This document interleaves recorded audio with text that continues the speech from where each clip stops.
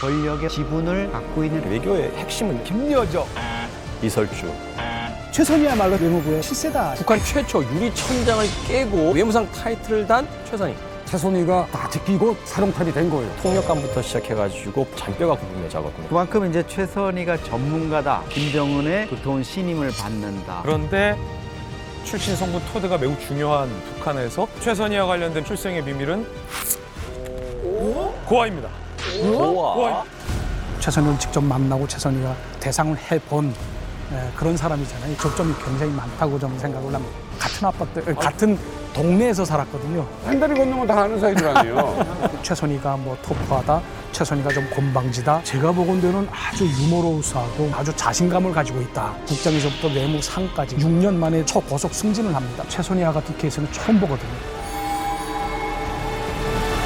북한 외무성 직원들이 이만갑 스태프들과 함께 냉동 삼겹살 3시간을 그날까지 함께합니다. 이제 만나러 갑니다. 그런 날이 언제나 올 거야. 예, 올 것 같습니다. 그럼요. 예, 맞습니다. 끝나고 여기 저 상암동 근처에서 그럼. 냉살 소주 한 잔. 최고죠. 아. 와, 그리고 우리 유디사님이 이번에 또 두 번째 촬영이시잖아요. 와. 야, 저번에 촬영하신 거 봤는데 너무 첫 번째 때도 여유가 있으시고. 그러니까. 우리 그 점점 지금 미쳐가고 있는 저 김정은 정권의 실상에 대해서 세상 사람들에게 좀 알려야 되겠다. 라면 있지 않습니까? 한국 라면. 한국에 나와 출시된 라면이 바로 다 있습니다. 엄마는 엄마가 보고 싶지 않아? 라는 말을 하더라고요. 난 엄마 없으면 죽을 것 같은데 라는 말을 하더라고요. 저도 막 제가 방송 오래 했지만 정말 방송 체질이신 것 같은. 맞아요. 오, 대단하십니다. 체질이야, 체질. 과찬이십니다. 더 잘하는 것으로 보답하겠습니다. 이런 거 다. 멘트가 자, 그나저나 그녀가 돌아왔습니다. 얼마 전 결혼했다는 소식을 알렸는데 우리 이만갑의 정말 얼굴 부분, 미모 부분을 담당하신 아라 씨께서 이렇게 왔어요. 비추는 따스한 창가에 기대서 너 너무 눈이 부셔 And I won't stop 다가가 내 품에 너를 지금 가득 이런 영상이 있었다고? 입을 맞추며 떨리는 마음으로 남편분도 흠마보시네요. Passion for you 나와 함께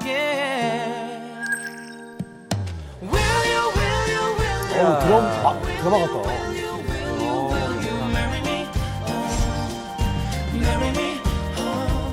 희석이 형, 제가 가족. 너무 진짜 친인데요? 가족. 이렇게 다 와주셨어요. 너무. 이야. 그렇죠. 예. 신혼생활 막 달달하시죠? 너무너무 행복해요. 행복하고 그렇지 않아도 이만갑 식구들이랑 네. 남희석 오빠한테 너무 감사하다는 인사를 전하고 싶었어요. 왜냐면 저희가 가족들이 나와서 사진을 찍는 그 부분이 있는데 가족들 나오세요라고 하는데 실은 저희는 엄마랑 그리고 이제 중국 아빠랑 동생 이렇게밖에 없거든요. 저쪽은 이제 몇 뭐 명밖에 대전 식구들이 없는 가져가고. 거예요. 근데 이제 희석 오빠랑 유나 언니가 갑자기 야 우리가 식구지 우리가 가족이지 하면서 반가우시는데 와 그때 너무 감동 먹었어요 진짜. 행복한 가족 너무 축하드리고요. 감사합니다. 근데 축하할 일이 또 있다고 하더라고요? 축하할 일 어떤 일인가요? 임신한 거예요. 제가 임신한 거예요. 이제는 제 안에 또 다른 사람이 하나 있어요. 자, 한편으로 생각하면 축복이잖아요. 사람들 중에서, 특히 그 중에서 여자들 중에서, 또 여자들 중에서 몇 퍼센트와 정말 경험해 볼 수 있는 아주 뜻깊은 그런 어떤 경험들을 하고 있는데 그 경험이 또 사람을 어른으로 만들기도 한다고 하거든요. 근데 그렇지 않은 분들이 계신 것 같아요. 최근 북한에서 이 주에 띄우기가 한창인데 사랑하는 자제분까지는 뭐 우리가 그냥 인정할 수 있는 정도. 뭐 충분히 뭐 그럴 수 있다 그렇죠. 하는 표현인데 이번에요. 좀 의미심장한 표현이 등장했습니다. 향도의 위대한 분들.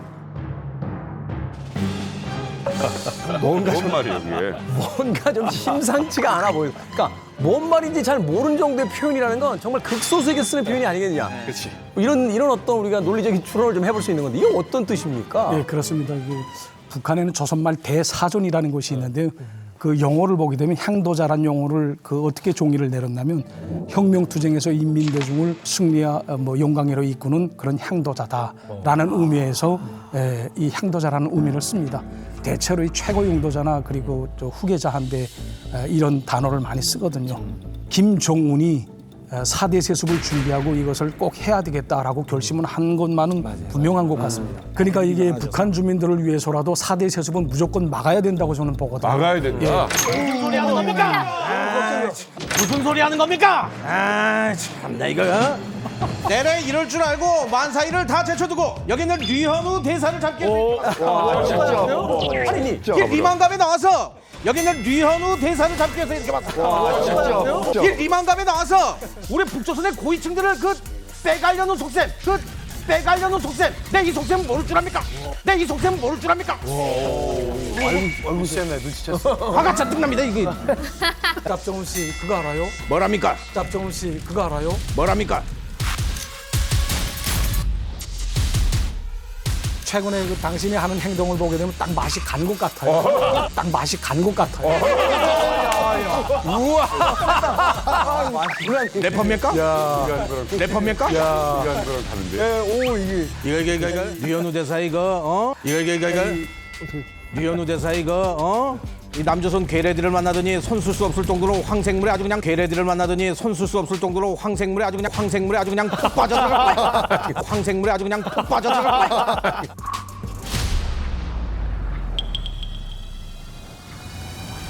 제가 바라는 건 북한 주민들을 위해서라도 이젠 다 모든 걸 좀 내려놓으십사. 다 모든 걸 좀 내려놓으십사 하고 충고를 주고 싶습니다. 자, 짭정훈 씨 나오신 김에 뭐 좀 하나 좀 여쭤볼게요. 최근에 그 형님으로 모시는 러시아의 뿌찐 형님이 무려 87%라는 압도적인 득표. 5선에 성공했어. 5선. 이 정도면 이제 뭐 종신제라고 봐야 되는데 뭐 하는 거? 축전을 바로 보내셨더라고요. 그게 이제 우리 정력적인 우리 부친 형님과 시대적 요구에 맞춰서 두 손을 꼭 잡고 국제평화 강대국 건설이라는 주제에 맞춰 한 걸음 함께 하자는 그런 뜻입니다. 아니 근데 푸틴이 준 세단 그거 뭐 엄청나게 비싼 건데 잘 타고 다니고. 아니 그리고 5선 이렇게 성공하니까 막 금방 이렇게 하고. 이거 북한에 만약에 푸틴이 25년 만에 북한 간다면 이거 대박 아니에요 그쪽 입장에서? 그렇기도 하지만 그 전에 먼저 우리 남석 동무가 전국 노래자랑의 MC가 됐다는 이야기를 들었습니다. 왜? 아니 축하할 일 아닙니까? 축하 한번 줍시다. 알고 있었어요? 아 축하합니다. 아니 그래서 그런데 이상하다. 이 평양편은 언제 촬영으로 올 겁니까? 왜요? 잡아가시요? 평양편을 한번 와야 되는 거 아닙니까? 아니 함께 노래 한번 불러야 되죠. 예. 이렇게 이제 본인 스스로 이제 언제 평양에 올지 결정을 못 내리고 있는데 이게 이제 저도 마찬가지입니다. 우리 뿌찐 형님께서 우리 북조선에 오는 날짜는 제가 결정할 수 있는 게 아닙니다. 그래. 우리 뿌찐 형님께서 직접 결정하는 날이 그날일 겁니다. 하지만 여러분들 물밑에서 우리 써니 동무가 굉장히 또 열심히 또 작업하고 있으니까요. 써니가 누구예요? 우리 최선이 써니가 왜 그렇습니까? 최선이 외무상이 일 하나는 아주 끝내주게 잘합니다. 기대해 주셔요.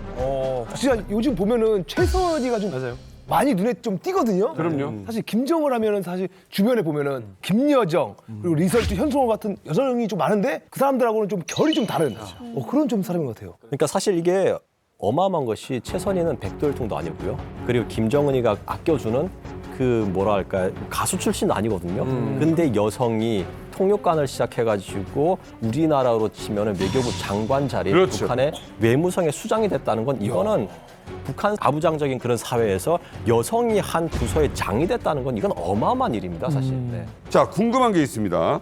류현우 대사님, 최선희란 인물을 실제 보신 적 있습니까? 네, 일단 뭐 최선이라고 얘기하게 되면 저와 그 접점이 굉장히 많다고 저는 생각을 합니다. 그리고 또 여기에서 최선희를 직접 만나고 최선희에 대해서는 어느 정도 제가 파악이 있다고 자부하고 있습니다. 진짜 놀라워요.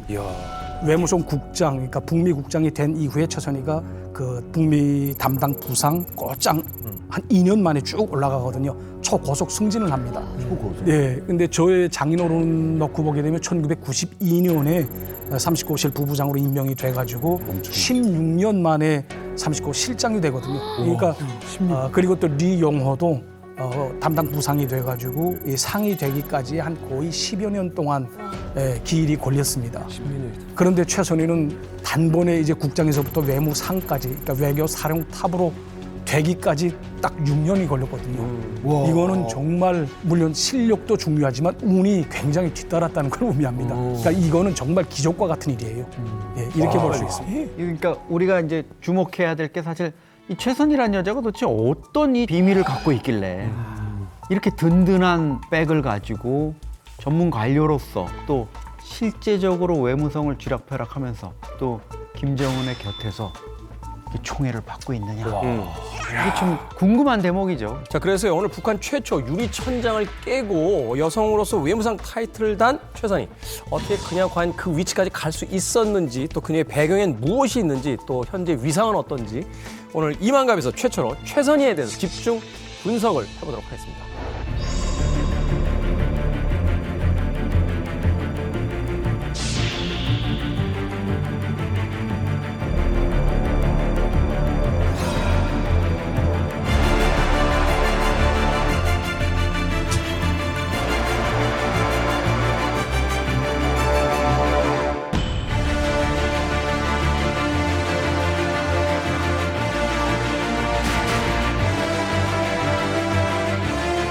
그러고 보니 대부분이 여성들에게 휩싸여 있는 김정은.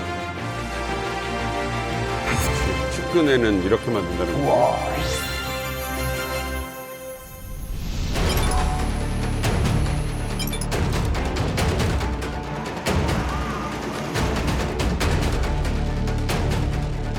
자신감이라고 해야 될까요? 그런 게 굉장히 있고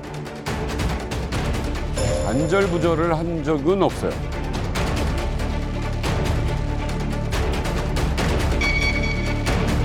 자, 보세요. 시진핑과 당당하게 앞에서.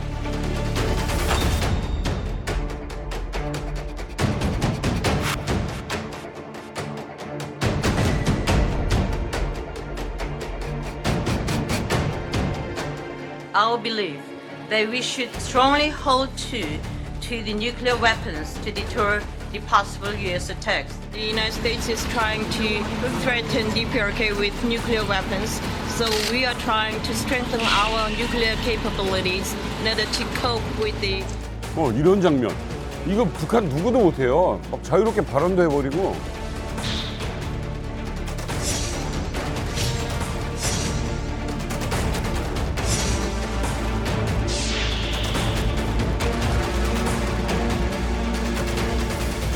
야, 신기하잖아요. 그러니까 북한 사람들은요, 이렇게 내가 어느 위치가 돼도 항상 이렇게 눈치 보고 겸손함. 이거 아닌 사람 유일하게 한 명 있다가 고모부 죽었어요. 고모부 죽었어요.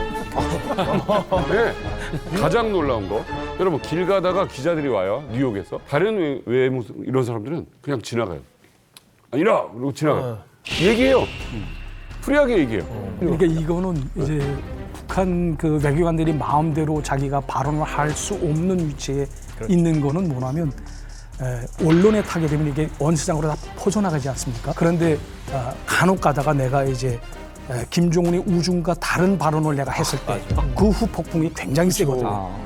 목이 막 날아갈 정도로 돼 있기 때문에 이거는 수뇌부의 우중을 잘 아는 사람 이외에는 이렇게 마주설 수 없습니다. 그러니까 자신만만하다는 걸 말해주고 있거든요. 그러니까 두 가지 측면에서 생각해 볼 수 있을 것 같아요. 말하자면 이제 자기의 발언에 책임을 질 수 있는 사람이라는 거고, 또 하나는 그렇다 할지라도 저렇게 자유자재로 그 언론과 미디어를 대하는 걸 보면 굉장히 어떤 그 서구적 사고방식이라든지 이제 제스처가 몸에 배어 있는, 그러니까 한마디로 북한 사회에서 이제 국제사회의 어떤 창구 역할을 하기에 최적의 인물로서 이제 선택된 그런 인물이 아니겠느냐 하는 생각이 드는데요. 일단 푸틴을 만난 거 아니겠습니까? 그러니까 북한에서 푸틴이라는 존재는 우리한테 미국 대통령과 같은 존재고 거기 나간 겁니다. 그다음 푸틴의 환대를 받죠. 물론 최선희 개인에 대한 환대라고는 할 수가 없습니다. 그렇지. 하지만 딱 보면 거의 뭐 제2의 정상회담과 같은 이렇게 분위기가 느껴지는 거죠. 라고 했을 때는 일단 최선희라는 인물이 어떤 대단한 능력자이면 틀림없다. 첫 번째고요. 두 번째로는 그 김정은의 총애를 받고 있거나 엄청난 신뢰를 받고 있다. 그다음 실제로는 여기서 그걸 끌어내거든요. 가서 그 푸틴의 방북을 끌어냅니다. 뭐 날짜는 정해지지 않았지만 뭐라고 얘기하냐면 북한을 방문할 용의를 표명하셨다라고 발표를 하거든요. 그러니까 일단은 그 약속은 받아낸 거야. 언제인지는 모르겠지만 어쨌든 우리를 갖다 방문해 주겠다라는 거. 그러니까 북한의 입장에서는 엄청나게 큰 외교적 성과죠. 김정은이 전격적으로 발탁한 인물입니다. 그런데 현송월이나 이런 사람들처럼 무언가 친인척 관계에 있어서 오랜 어린 시절부터 어떤 교우 관계 이런 특별 가중치가 없는 인물이에요. 그런데 잔뼈가 굵은 최선인데 전격적인 외무상으로 발탁했다? 아버지 김정일 때만 하더라도 어느 정도 예측 가능성이 있었어요. 북한 인사와 관련해서. 적어도 외무상은. 왜냐하면 외무상이 되려면 일단 미국 통이어야 돼요. 미국에 대해서 오랜 실무 경험을 잘 쌓아왔던 사람이 외무상이 돼야 돼요. 최선이라는 여성을 외무상에 발탁했다는 거예요. 최선희 같은 경우에는 제가 보기에는 무제한 정보에 접근이 가능한 것 같아요. 많은 문건이라든가 자기 나름대로의 감, 외교적인 감을 키운 게 네. 누구를 만나도 주눅이 들지 않는 그런 자신감. 그러니까 썬킴 전 주한 미국 대사가 북미 정상회담 때 카운터파트 역할을 맡고 나서 야 정말 최선이 터프하다. 그리고 북핵 육자회담이라든가 북핵 개발과 관련한 북미 협상 과정을 다 관통하고 있다. 네. 이거는 뭐냐면 최선희가 그와 관련한 많은 노력을 해서 자기가 자신감을 갖고 있고 거기에 자기 뒤에 어떤 뒷배가 또 든든하니까 네. 외교 무대에서 자신감이 나타나는 거라고 믿습니다. 그 센터장님께서 정말 좋은 말씀하셨는데 지금 그 썬킴 이름이 좀 헷갈리는데 저 학교 선배이기도 해요. 진짜? 진짜로? 그분은 성킴, 이쪽은 썬킴. 썬킴, 저 영어학교 법대 로스쿨 나왔고 진짜. 야, 하다 성김 대사한테 숟가락 얻는 거 처음 봤다. 학교 선배라니까. 너무하네. 학교에 몇천 명이 있었는데 아니, 선배는 뭐. 물론 저도 이제 로스쿨을 졸업 못했지만 다녔잖아요. 진짜? 네, 진짜로. 성킴 전 주한 미 대사 같은 경우에는 미국 변호사였지 않았습니까? 평생을 검사, 율사로 살아왔던 성킴 전 주한 미 대사를 눌러버렸잖아요. 뭐냐면 기싸움에서 이긴 거예요. 왜냐하면 최선희 외무상은 영어는 잘하지만 비원어민이거든요. 이 말을 얘기할 때 영어도 마찬가지고 우리말로 얘기할 때 상대방의 기를 죽이는 건 부사예요. 보면 그 특히 이제 strongly, very 여기 액센트를 팍팍 넣거든요. DPRK's nuclear weapons are non-negotiable unless the U.S. is prepared to coexist with the nuclear DPRK. Further strengthens our belief that we should strongly hold to the nuclear weapons to deter the possible U.S. attacks. 이걸 봤을 때 성킴 전 주한 대사도 느꼈을 겁니다. 비원어민이지만 이 여자 만만하게 볼 사람이 아니다. 근데 한 가지만 또 비하인드 스토리를 제가 잘 취재해가지고 2018년 때 이제 카운터파트가 성김 대사였잖아요. 근데 성김 대사가 그냥 터프하다라는 반응을 했는데 사실 최선희가 성김을 막 기싸움에서 누르고 성김 대사가 막 기에서 눌려서 완패하고 이런 건 전혀 아니었어요. 사실은 오히려 결과는 반대였죠. 미국 측이 요구하는 것을 처음에 이제 김정은의 명을 받아서 최선희가 한번 어깃장을 놨다가 실제 어그러졌거든요. 그러니까 최선희가 굉장히 난처해하면서 물밑으로 굉장히 유연한 태도를 미국 측에 보냈다는 거예요. 북한과 미국 간의 정상회담이 이어지는 그 테이블상에서 김정은에게 최선희가 굉장한 꾸지람도 받고 막 재떨이 날아가는 소리도 기자들 들었거든요. 그런데도 불구하고 최선희가 끊임없이 김정은을 부드럽게 설득하는 역할을 했었다는 거죠. 근데 그게 미국 측에서 무언가 대화의 여지를 살리려면 북한이 전향적인 모습을 보여야 된다라는 요구를 계속했는데 그 역할을 최선희가 굉장히 소프트하게 받아들이고 그걸 김정은의 귀에 거슬리지 않을 정도로 잘 조언을 했었다. 그래서 그 당시에선 김정은이 최선희를 깼지만 이후에 김정은이 냉정하게 차갑게 생각해봤을 때 그래도 최선희 동무의 말을 내가 듣는 게 낫겠구나 라는 판단을 할 정도의 유연성이 있는 인물이다. 이게 좀 정확한 표현 같아요. 근데 이제 사람 성격에 대해서 좀 이야기를 좀 해볼 필요가 있을 텐데 이게 성격이라는 게 공적인 자리에서 만났을 때 어떤 사적인 자리하고 또 다르고 맞아요. 외부 사람들하고 또 내부 사람들하고 있을 때 또 다르고요. 맞아. 그래서 앞서서 이야기했을 때 이제 터프하다라는 표현을 썼는데 이 남자가 특히 여자한테 터프하다는 표현을 쓸 때는 이게 여러 가지 의미가 있어요. 거칠다는 뜻일 수도 있겠지만 만만치 않다. 내가 좀 얕봤던 거가 있거나 혹은 내가 어느 정도 예상했던 수준인데 그걸 넘어섰다. 뭐 이런 여러 가지 어떤 의미가 있거든요. 유현호 대사님 보시기에 실제 성격이 어땠는지.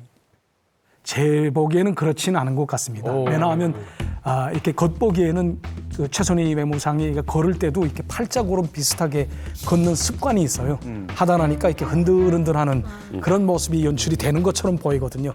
사실 이 걷는 모습 때문에 최선희가 뭐 터프하다, 최선희가 좀 곤방지다 뭐 이런 말을 조금 두를 수는 있겠지만은 저는 의외로 터프하다라는 그 말이 최선희가 아주 자신감을 가지고 있다라는 것으로 바꿔 표현했으면 좋겠다라는 말씀을 드리고 싶습니다. 최선희를 제가 처음 본 게 북한 예방석에 입사해서 처음으로 봤어요. 그때 토요일마다 강연을 하거든요. 강연하고 많은 분이 모인 다음에 이제 거기서 어떻게 하는가?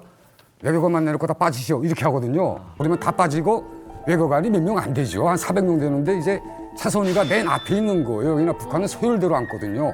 국장 세표비서가 상 부상 앉고 쭉 앉거든요. 그런데 이제 마지막에 다 끝나고 일어설 때 우리는 뭐 상사들이 나가야 나갈 거 아니에요. 그렇죠. 그러니까 이제 거기서 이제 여자 부국장이 최선희가 딱 한 명인 거예요. 딱 일어서서 딱 돌아서 나올 때 보면 와. 그때 봤거든요. 왜냐 각인이 되는 거예요. 다 남자들만 나오는데 거기서 여성 부국장이 딱 나오니까 봤는데 당당하다, 그리고 야심이 있다, 뭐 이런 느낌을 많이 받았거든요. 야, 이게 자리가 또 사람 만드니까 거기서 약간 저 사람이구나 이런 분위기가 또 북한 내에서 있다는 거죠. 그렇죠. 자, 근데 이게 참 신기합니다. 능력이 있다 이거예요. 근데 김정은이 정말 전적으로 신뢰한다. 예, 이런 장면을 보여준 게 바로 김근옥 영무함이라는 잠수함. 여기서 샴페인 깨는 거를 최선희가 한다.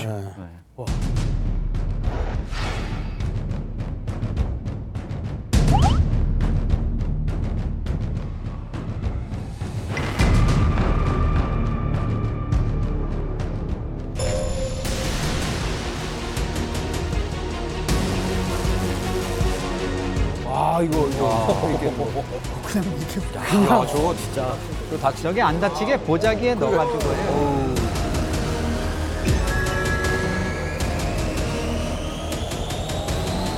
약간 골프 스윙 같아요. 사실 저런 진수우식 있지 않습니까? 샴페인을 깨는 북한의 고위 간부들도 이걸 잘 모르거든요. 예, 저도 뭐 여기 와서 알았는데 이 전문가가 아니고선 이걸 아마 모를 겁니다. 그렇죠. 근데 이게 아마 최선희가 김종훈한테 뭐 이러이러한 것들을 아마 쭉 설명을 해주고 그러면 그대로 해라라고 아까 영상에서 보시다시피 이렇게 하라고 선짓하지 않습니까? 김종훈이.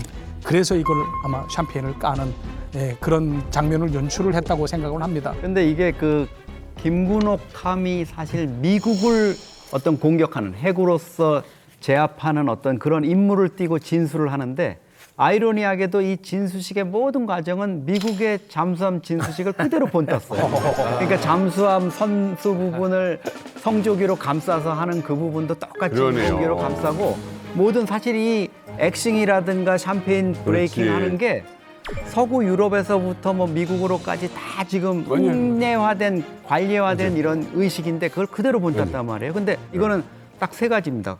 국가 원수 퍼스트 레이디가 하거나 아니면 그 배의 선주, 그러니까 선박회사의 회장의 부인. 배우자가 하거나 맞아. 그 가장 공헌한 근로자의 부인이 이제 그 도끼를 가지고 밧줄을 끊고 샴페인 브레이킹을 하는데 이번에는 사실 좀 독특한 상황이었을 것 같아요. 북한 입장에서는 김정은이가 평소 때 같으면 당연히 이설주를 내세웠을 거예요. 근데 지금 이설주를 가급적 좀 뒤로 하죠.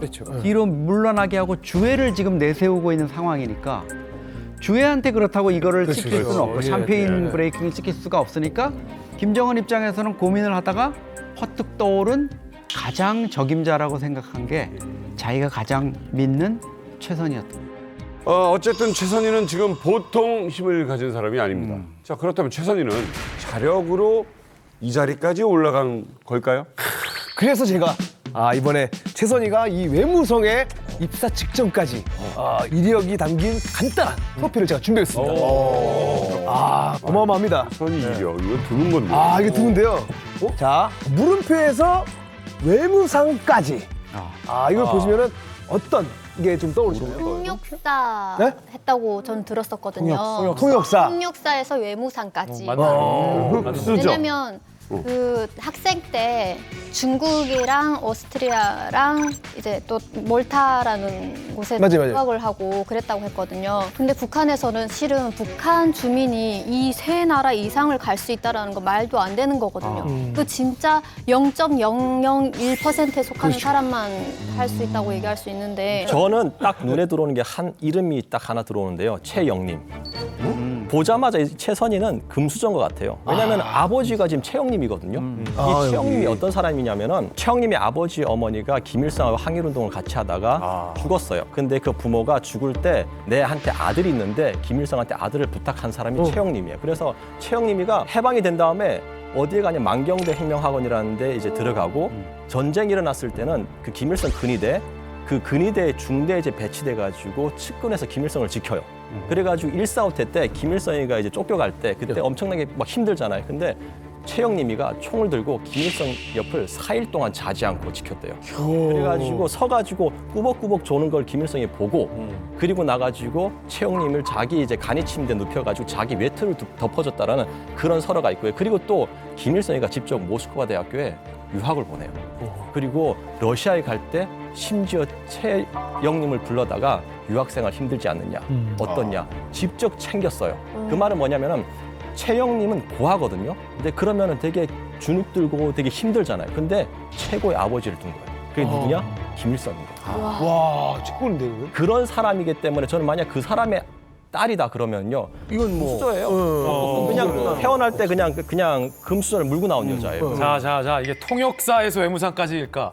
금수저에서 외무상까지일까? 정답은 있어요? 당구. 정답은 있어요? 당구. 정답은 있어요? 잠시 후에 일단 밝히겠습니다. 광고 듣고 오겠습니다. 그러니까 아버지는 출생이- 어려웠다는 사람이. 그렇죠. 출생이 1964년생이고 평양에서 일단 태어났으면 뭐 일단은 금수저다라고 봐야 되고 성주 씨가 얘기했던 것처럼 또 아버지를 전 내각총리인 최영림으로 뒀다라는 것도 금수저의 단면이 될 수 있겠죠. 아버지. 그러니까 학력을 보면요. 일단 우리 류 대사님 나온 평양 외국어 학원을 나왔습니다. 외무상이 되려면 평양 외국어 학원, 북한의 외교를 총괄하는 엘리트의 요람. 여기서는 꼭 반드시 나와줘야 하는 엘리트 코스를 거쳤다는 거고 아까 아라 씨가 언급했듯이 중국, 오스트리아, 몰타 등등등 어렸을 때부터 다양하게. 오래하고 다양하게 했던 사람은 저도 처음 봤거든요.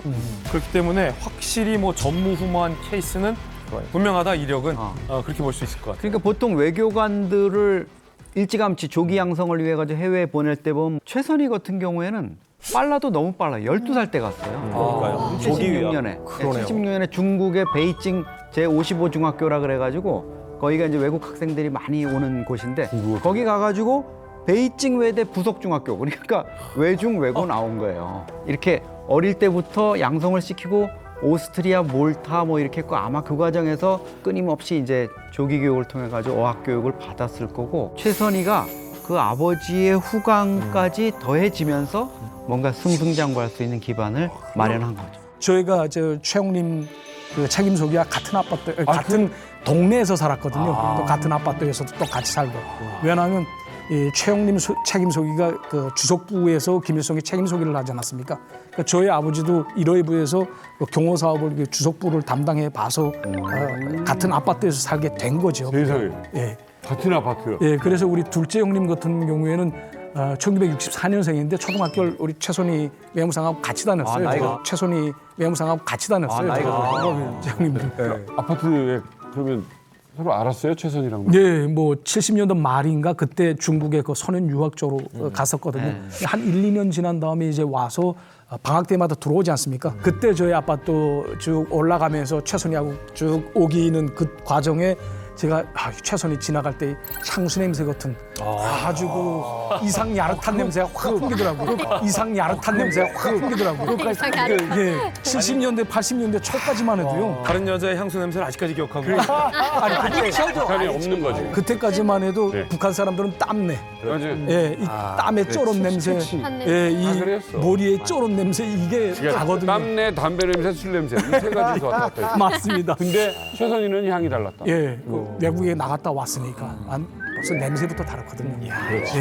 이 사람의 기억 중에서 가장 오래가는 기억이 후각의 예, 기억이에요. 맞습니다. 맞아. 예, 예. 70년, 벌써 거의 50년 가까운 시간이 됐는데 잊혀지지 않. 생각해보면 우리나라도요. 그 최근에는 이제 그런 유행이 조금 적어졌지만 과거에는 해외여행 가면 선물로 꼭 향수 사왔어요. 맞아. 귀했거든. 맞아요. 북한에서 향수 냄새가 났다? 이건 정말 부잣집 딸의 어떤 상징 같은 게 아닌가. 그래서 아버지 최영님이 어떤 사람이었냐? 김일성 때는 총리가 못 됐어요. 대신 주석부의 책임석이었습니다.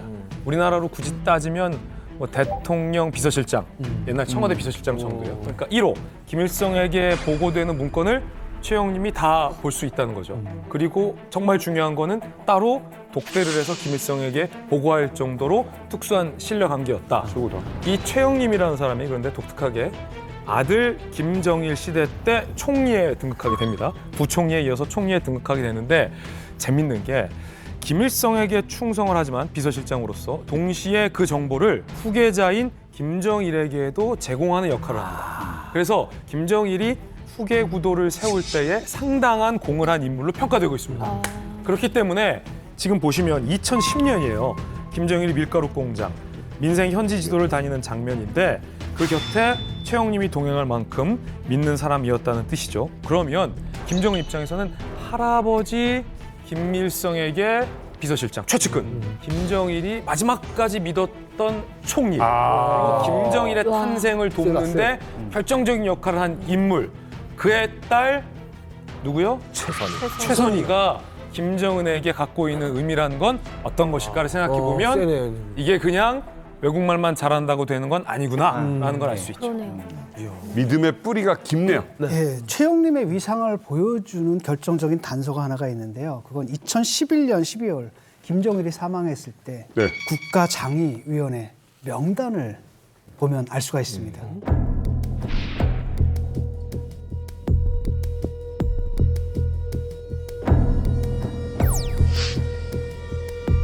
김정은 동지가 있죠. 그 밑에 김영남이 있죠. 바로 그 밑에. 이렇게 높다고? 서희 사면. 리영호보다 높네요. 이렇게 높다고요? 적어도 형식적으로는 서울 3위죠. 그러니까 제가 볼 때는 이분이 무슨 권력의 실세거나 이런 건 아니고 그런 건 아니다 하더라도 이 가문과 가문의 결합이라는 게 있어가지고 상당히 명예직으로서 높은 위치에 상징적으로 처해 있었던 것 같습니다. 그러니까 소위 우리나라 정치에서 소위 가신이라고 불리우는 예. 정치적인 인물이기도 하지만 집안의 가신으로서 이제 굉장히 높은 총애를 받고 있었던 인물이다.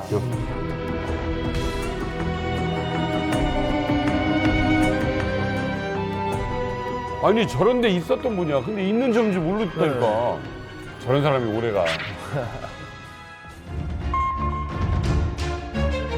자, 전승절 이 기념행사 굉장히 크게 했잖아요. 그때 밤에. 전쟁 승리 69돌을 경축하는 리식이 시작됐습니다.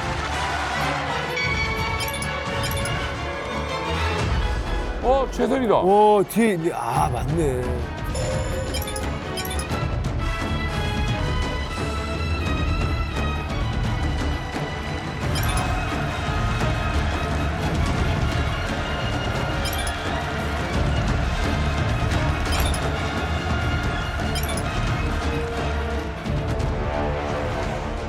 아니 못 일하는 분마저도 일어나지 않아. 이 그 전쟁 노병은 영원히 잊지 않는다는 이 김정은의 말은 이 아바이 같은 아주 넓은 마음을 보여주는 그런 장면이 아닌가 이런 생각이 듭니다. 우리 최 씨 형님도 그렇고 우리 써니 동무도 그렇고 저는 사실상 우리 가족만큼이나 믿음을 주고 있다. 리만갑 우리 남조선 분들도 우리 써니 동무가 부럽다면 우리 1호인 제 말에 잘 귀를 기울이시면 되겠습니다. 그러니까 듣고 보니까 결국 최선희는 엘리트 코스를 밟았다. 그것은 북한 상위 0.001%에 해당하는 금수저 출신, 그러니까 아버지 최영님 때문이다. 이렇게 볼 수 있는 거네요. 그렇죠. 그런데 여기까지는 사실 조금만 관심을 갖고 파보면 누구나 알 수 있죠. 그런데 우리 이만갑은 그렇지. 적어도 이만갑에서 김진 기자는 여기서 그치면 되겠습니까? 안 되죠. 벼표정 또 나왔어. 벼표정 또 나왔어. 최선희가 숨기고 싶어했던 두 가지 비밀을 오늘 이 자리에서 제가 공개하겠습니다. 첫 번째 비밀은 바로 출생의 비밀인데요. 출생의 비밀? 앞서 정답을 공개하지 않았었죠. 여기서 공개하기 위한 큰 그림. 어디에서 해무상까지 갔을까? 최선희는 아마 공개하고 싶지 않았을 건데요. 저 이만갑에서 공개하겠습니다.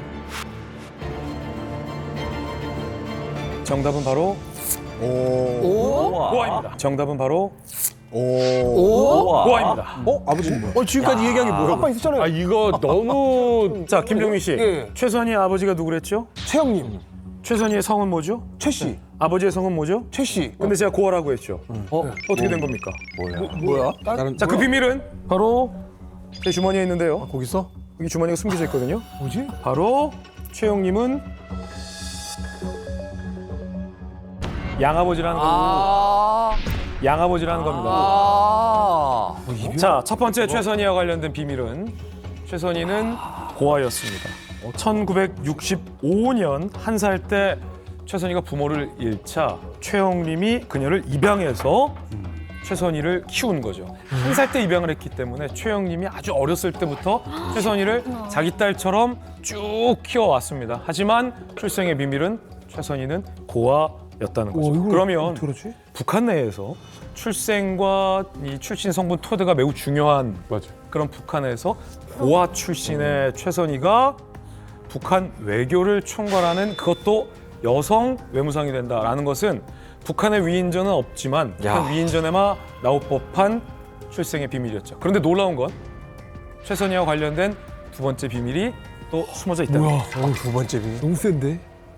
저는 여기서 봤을 때 고아잖아요. 그 입양됐었잖아요. 입양된 거잖아요, 지금. 근데 저도 북한에서 입양됐었거든요. 근데 북한에서는 입양되는 애들이 많아요. 그게 엄마 아빠가 굶어 죽거나 이렇게 돌아가셔서 입양되는 분들이 있는데, 근데 입양돼서도 사랑을 받고 정말 그 집의 자녀로 이렇게 자라나기 위함의 어떤 목적이 아니라 진짜 일꾼으로 그 일을 어떤 일을 대신해서 좀 시키기 위해서 좀 그게 더 컸었거든요. 그래서 학교를 다닐 수 있다는 거는 전 진짜 불가능한 일이었거든요. 근데 이 최선희 같은 경우 지금 공부부터 완전 차근차근 다 단계별로 다 밟아왔잖아요. 근데 최선희가 이 정도의 고위직에 있는 분과 그 양아빠의 그 사이를 맺을 수 있다는 거는 그냥 일반 고아가 아니라 원래 이 최선희 아빠 엄마도 최영림의 진짜 친한 절친이던가 정말 깊은 어떤 관계에 있는 분이 아닐까라는 생각이 예리하다. 북한에서 6.25 전쟁이 끝난 다음에 고아들이 많이 생겼어요.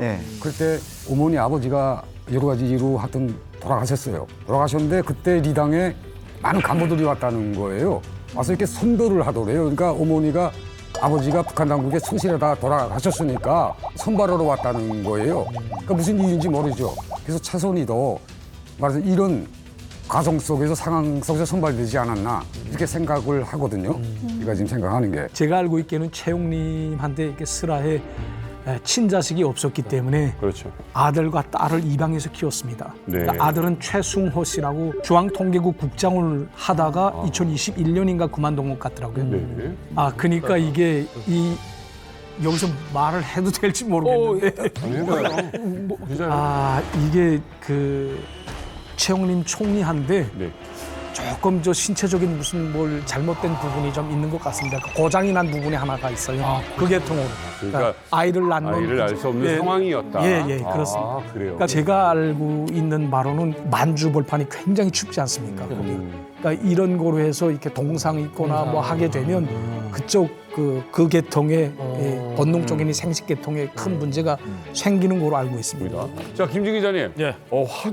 화두를 너무 세게 던졌네요. 아니, 제가 지금 주머니에 손 뺐어요, 안 뺐어요? 안 뺐어요. 여기 뭐 하나 더 있다는 거. 제가 최선희와 관련돼서 잘 안 알려져 있는 두 번째 이력을 좀 공개할 거예요. 뭐야. 두 번째 제가 준비한 최선희의 비밀은 바로 바로 이혼했어요? 돌싱녀라는 겁니다. 돌싱. 북한이라는 사회에서 그것도 이혼한 경력, 이력을 갖고 있는 여성이 유리천장을 깨고 외무상에 오른다? 이건 쉽지 않은 이름은 분명해 보입니다. 더군다나 고아 출신의 돌싱에 그리고 이 북한 사회에서 남녀가 이혼하는 경우도 있어요. 요즘 들어 꽤 많아지고 있습니다. 특히 평양에 있는 뭐 고위층 같은 부분은 많이 이혼하는 경우도 있어요. 근데 지금 북한 평양에서 이혼하는 경우는 남편이나 아내가 둘 중에 주로 남편이 이 북한 고위층의 정치에 휘말려서 온 가족이 다 이를테면 멸족이 당할 위기에 처했을 때 처가라도 좀 구하자, 처자식이라도 구하자라는 이유로 일부러 이제 이혼을 해서 끊어내는 경우. 그런데 그런 경우가 아니라 이 최선희의 이혼 같은 경우는 정확한 사유는 알려지지 않지만 남편과의 성격적 차이 때문에 이혼을 한 걸로 알려져 있다. 중요한 건 그럼에도 불구하고 김정은이 묻지 않고 최선희를 외무상에 올렸다는 점이죠. 실제로 이제 북한에서는 이혼했다는 그 경력이 있게 되면 대체로 간부 사업으로 발탁을 시키지 않습니다. 그걸 통해서. 왜냐하면 간부 문건에 딱지가 붙거든요. 그러니까 북한에서는 가정 이 자체가 사회의 한 세포로 규정되어 있습니다. 맞네. 예, 그러니까 이 사회의 한 세포로 규정되어 있는 가정 혁명화도 제대로 못하는 사람이 어떻게 온 사회의 혁명화를 할 수 있냐 이런 것으로 이제 쭉 흘러가는 거죠. 제가 있을 때 우리 과장이 이혼한 적이 있었어요. 과장이 그때 외무성에 있을 때 외무성 과장이 이혼을 했거든요. 근데 북한에서는 이 교람이 누구한테 있는가를 따지질 않아요. 일단 공무원이기 때문에 그때 사유가 유승한테 있었거든요. 배우자한테. 그렇지만 이 과장은 거기서 그 책임을 지고 노무자로 내려가서 일을 했거든요. 노무자로요? 예, 그러니까 사유는 여자가 무슨 여러 가지 뭐 성격 차이나 뭐 이렇게 해서 여자가 바람을 피든지 이렇게 해서 이혼을 한 거예요, 사실은. 그렇지만 너는 가정혁명화를 잘못했다. 그렇지. 그렇기 때문에 너는 이유가 어떻든지 간에 너는 혁명화 내려가라. 그래서 그게 경한 처벌이 원래는 외무성에서 나가야 되는 거예요. 북한은 공직사회에서 있다가 이제 이혼만 하게 되면 무조건 공직사회를 떠나야 됩니다. 이게 룰로 돼 있거든요. 아니 짭정은 씨, 아니 그런데도 이 최선희를 이 꼭대기까지 올린 이유가 있나요? 왜 올린 거예요? 이유가 뭐예요? 그에 앞서서 먼저 그 우리 최선희 외무상이 무슨 뭐 성격이 이상해서 뭐 이혼이 했다 뭐 이런 헛소리가 소문이 나는 거예요. 어디서 퍼졌나 했더니 이 남조선 기자들이 퍼뜨렸구만. 남조선 기자들이 퍼뜨렸구만 이거. 기자들이라 하지 말고 김진. 남조선 김진이 퍼뜨렸구만 이거. 나 누가 그랬네 했네. 아니 우리 썩이 동물을 말할 것 같으면은 사실 그 일벌레매다. 일과 사랑에 빠졌다. 이렇게 얘기하고 싶습니다. 또 이혼했으니까 딴 돈 팔 일이 또 없지 않겠습니까? 저만 바라보겠지 않겠습니까? 이게 최선희에 대한 이제 이야기들은 많이 돌 거 아닙니까? 인간적인 면모 뭐 이런 거에 대해서는 평은 없었어요. 제가 보건대는 아주 유머러스하고 상당히 그 부하들을 아끼는 그런 모습을 제가 좀 봤거든요. 2017년에 6월 달로 기억이 됩니다. 그때 제가 출장차로 이제 평양에 들어가는 도중에 제가 베이징에 들렸었거든요. 근데 이제 최선희 국장도 이제 스웨덴의 대표단으로 회의에 참가하고 귀국하는 길이었습니다. 베이징 주재 북한 대사관은 안에 큰 여인숙 같은 그러니까 합숙이 있어요. 그러니까 그 안에서 이제 쭉 그 오고 가고 하다가 마주친 겁니다. 최선희가 그러더라고요. 이거 내가 대표단 단장인데 그래도 우리 단원들 3명 저녁에 식사도 못 하는데 좀 어떻게 좀 저녁 식사 좀 조직해 줄 수 없냐라고 물어보더라고요. 식사를 조직해달라. 최선희 정도의 위치에 간 사람도 식비가 없다라는 건 사실은. 근데 이제 대체로 북한에서는 국가 비용으로 그러니까 재정 총알을 받으면서 국가 비용을 이제 쓰는데 워낙 가난한 국가다 하니까 뭐 푼푼하게 대표단 요비를 진짜 배부르게 줘본 역사가 없습니다. 1인당 3.5유로예요. 3.5유로를 주는데 3.5유로 한 끼 식사가 3.5유로도 대표단 식사인데. 저와 같은 경우에는 이제 해외에 주재하고 있는 그런 상주 송원이 아닙니까? 그러니까 이 경우에는 제가 외하루 월급을 받습니다. 안에 그 북한 내부에서 그러니까 3,000원 내지 한 4,000원 정도가 되거든요. 0.5달러도 안 됩니다. 그러니까 이런 사람하고 이제 베이징에서 만난다 하게 되면 제가 도덕적으로 인사 삼아 식사를 한 끼 내야 되거든요. 그렇죠. 그러네. 그런 상황이기 때문에 할 수 없이 제가 알겠습니다라고 이야기를 하고 최선희를 비롯해서 그 대표단 4명이 있었거든요. 5명이서 같이 저녁 식사를 한 끼 했습니다. 이제 쭉 식사를 하는 자리인데 그 제가 기억에 남는 건 겁니다. 최선희가 그 리더다운 그런 느낌이 왔던 게 뭐냐면 식사 도중에 뭐 누구는 이번에 통역하느라고 정말 수고했어. 이젠 용어 많이 늘었네. 다른 사람한테 또 이번에 그 보고서람 쓰고 그 정말 수고 많았어. 뭐 이러면서 이렇게 하나하나 칭찬을 해주더라고. 잘 세워주는구나 사람을. 그래서 내가 조금 있으면 뭐 돼갔는데 라는 느낌이 들더라고요. 또 뭐 다른 거 요구 안 했어요? 그 다음에 저보고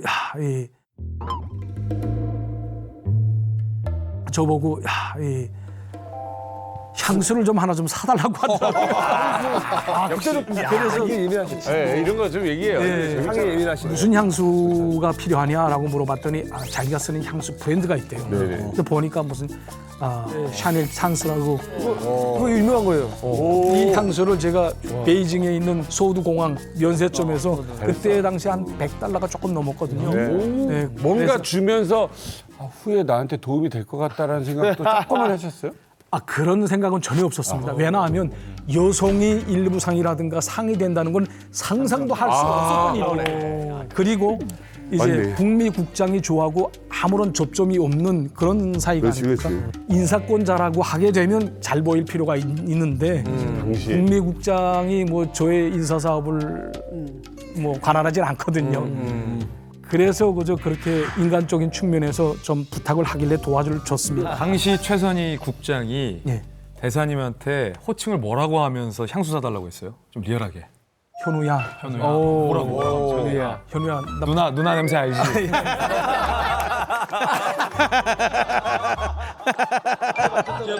고아 출신이었던 그녀가 북한 최고 자리 중에 하나죠. 여성 최초로 외교부 장관 자리에 해당하는 외무상까지 오를 수 있던 그 특별함에 대해서 알아보도록 하겠습니다. 네, 안녕하십니까? 기다리겠습니다. 자기 결심을 명백히 할 것으로 보입니다.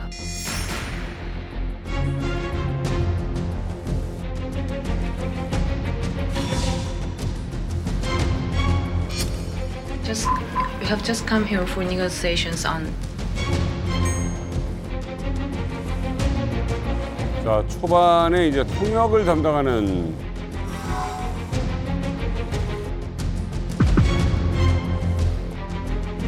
여건이 되면 트럼프 행정도 하고 대화하죠.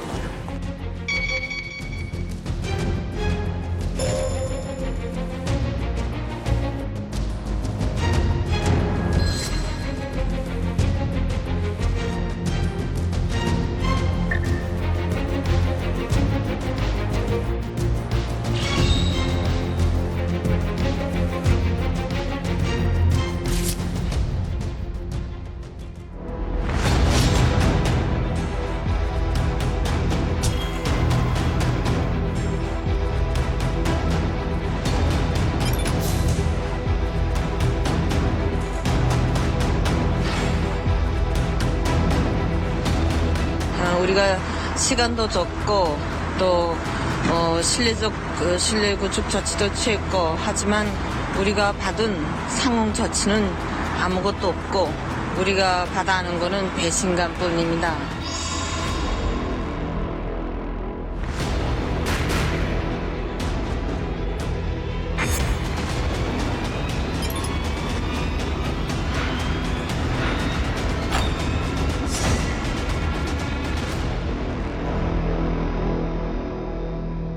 개구리도 사실 올챙이적 시절이 있잖아요. 그렇죠. 어떻게 보면 이 최선희도 처음부터 막 잘 나가고 그러진 않았을 것 같은데 외교부성 입성 초반엔 어땠는지도 너무 궁금하네요. 일단은 외무성이 외교부였을 때 1988년부터 이제 인연을 닿습니다. 인연을 만들기 시작했는데 Of the United States and in South Korea and its surrounding areas. 그때부터 저 여인은 누구지라고 우리도 그렇고 미국도 그렇고 관심을 갖기 시작했거든요. 근데 당시 이제 우리나라 언론의 보도를 보면은 큰 맥락에서는 통역을 잘하지만 김계관 부상의 위트라든지 아니면 속담 이런 거는 스킵하고 넘어간다라고 그때 이제 보도를 했습니다. 지금으로부터 거의 30년 전이지 않습니까? 30대 후반의 최선희 외상의 모습을 지금 우리가 볼 수가 있는 거죠. 그런데 한편으로는 얼굴은 풋풋해 보이지만 저 때의 헤어스타일이 지금까지 그대로 유지되고 있다는 거잖아요. 최선이라는 사람의 캐릭터는 그렇게 크게 사실 변하지 않았어요. 그때 최선희의 역할에 따라서 어느 때는 굉장히 미국을 대해서 배짱 있는 센 발언을 했다가 어느 때는 물밑에서 미국과 상냥하게 대화했고 역할에 대한 변화가 있었지 최선희라는 사람은 그대로다. 자, 머지않아 최선희가 외교부 수장에 나중에 오르게 될 결정적인 일이 최선희에게 그리고 북한에게 발생하게 됩니다. 뭘까요? 정답은 바로 육자회담입니다.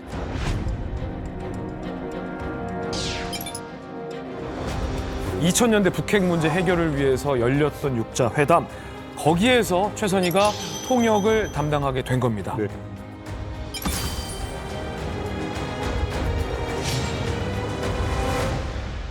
이때는 최선이 안 보였어. 저 오른쪽 사람만 보였고. 저 때도 그냥 통역이 불가했거든요. 그럼 왜 이게 최선희에게 결정적인 순간이었을까? 육자회담은요, 2003년부터 2008년까지 이루어진 회담인데 역사상 육자회담이 갖는 의미는 뭐냐? 적어도 북한에게 있어서는 미국, 대한민국, 중국, 일본, 러시아가 북한의 핵 문제에 대해서 어떤 패와 어떤 카드를 갖고 있는지, 그리고 회담장에 나와서 어떤 패는 감추고 어떤 패는 내놓는지를 바라볼 수 있는 북한 역사에 있어서의 살아있는 교과서 같은 북한의 핵 협상의 교과서판이 바로 이 육자회담이거든요. 근데 최선희는 외무상의 어린 시절부터 통역을 하면서 그 패를 본 거예요. 북한이 핵 협상에 임하려면 어떻게 해야 하는구나. 한국이, 미국이 우리한테 어떻게 하는구나. 이거를 통역 현장에서 최선희가 몸으로 배웠던 거죠. 요게 나중에 최선희가 대미 외교 라인의 수장으로 되는 결정적인 양분이었던 거죠. 육자회담 때 보면 영어가 사실은 되게 뭐랄까 유창해요. 유창하다는 말은 뭐냐면은 억양이 좋다는 것이 아니라 커뮤니케이션 딜리버리가 상당히 좋아요. 북한의 그 뉘앙스도 정확히 전달하는 걸 보면서 그런 걸 아마 중요하게 북한 정부가 평가를 한 것 같아요. 그리고 실제로 빌 클린턴 그 전 대통령이 북한을 방문했을 때도 통역을 맡게 되거든요.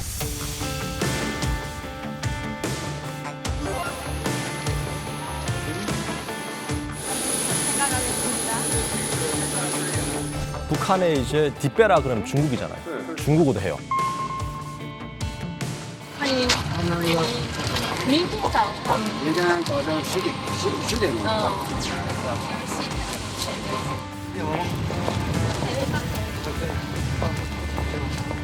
와, 몇 개 국어를. 정말 실력이 대단한 거예요. 그리고 저는 여기서 더 중요한 것이 최선희가 어릴 적에는 최영님의 손에서 자랐는데 최영님이 김일성, 김정일, 김정은까지 살아남은 건 그만큼 노련한 정치인이라는 걸 생각하거든요. 노련함을 배운 거예요. 그리고 강석주랑 김계관은 북한의 외교를 세계에 올려놓은 인물들이에요. 사실 이 사람들을 따라다니면서 외교의 감각을 키운 거죠. 최선희 외무상 같은 경우에는 장기를 뚫 때 장기 알을 보는 것이 아니라 판을 보는 능력을 키운 것 같아요. 그래서 저희 장기 배울 때 초짜들은 알 보고 막 하잖아요. 그렇죠. 근데 고수들은 딱 머리를 딱 들고 그 판 전체를 보잖아요. 아마 이게 최선희를 외무상으로 만든 가장 큰 능력이 아닌가 저는 그렇게 생각합니다. 네. 아무리 머리가 좋아도 그렇지 그 외국어라는 게 머리만 갖고 되는 건 아니고 수많은 노력이 있어야 됩니다. 특히 이제 북한처럼 외국인을 접하기 힘든 환경에서는 외국어 배우는 게 굉장히 힘든데 그 태영호 의원 있지 않습니까? 이분이 평양 외국어 학원하고 그다음에 중국 어렸을 때 중국 유학을 최선희랑 같이 했거든요. 잘 압니다. 같이 공부했던 태영호 의원의 그 회고에 따르면은 굉장한 노력파였고요. 오후에 그 학교 운동장에 나가가지고 그 교과서 있죠. 교과서의 내용을 갖다서 2시간 동안 시끄러운 소리로 큰 소리로 외치면서 외우면서 돌아다녔다고 합니다. 단지 금수저이기 때문에 거기 자리에 올라갔다고 보기 힘든 거예요. 나름대로 금수저이면서도 동시에 자기 노력을 엄청나게 한 거죠. 이게 지금 어쨌든 간에 순서는 잘 밟고 왔어요. 온 때가 좋아요. 근데 그래도 결정적으로 잘 나가는 계기가 있어야 되는데 이게 김정은 집권 이후부터인 거죠? 그렇죠. 김정은 시대에 잘 나가려면 시기가 잘 맞았어야 되는데 그때 뭘 뚝 떨어져 있거나 어디 딴 동네에 있으면 안 되죠. 김정은이 후계자 시절에 뭔가 딱 스타트 라인에 대기하고 있어야 되는 거죠.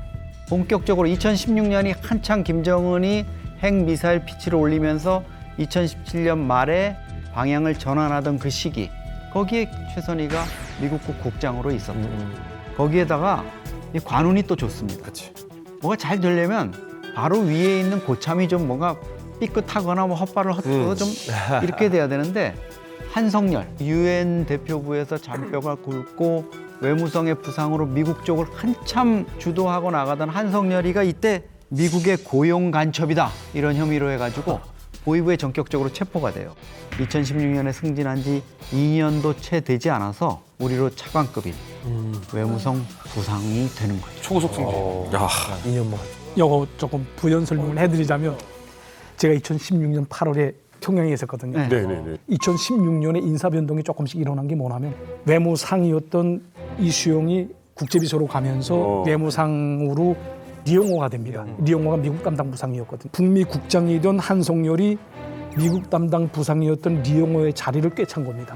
국장이 비지 않았습니까? 이 국장 빈 자리에 부국장이었던 최선희가 이제 올라가는데 아까처럼 이어낸 경력, 여자라는 경력 뭐 이런 것 때문에 지금 조금 좀 논의가 좀 많았었던 것으로 알고 있습니다.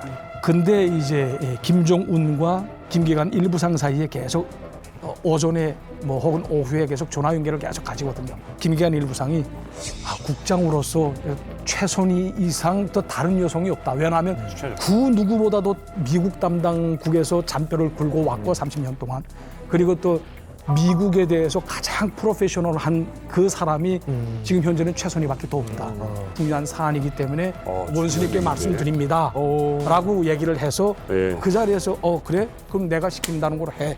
해서 그 즉석에서 해결이 됐거든요. 이게 그래서 누군가가 있어야 되거든요. 국장이 된 거예요. 그래서 이제 한석열이 없어지면서 그 자리를 또 운이 좋게 또 쭉 깨차고 올라가. 이게 관운인 거죠? 야 정말 진짜 타고났구나. 예, 타고났는데 준비까지 돼 있는 사람이라는 거지.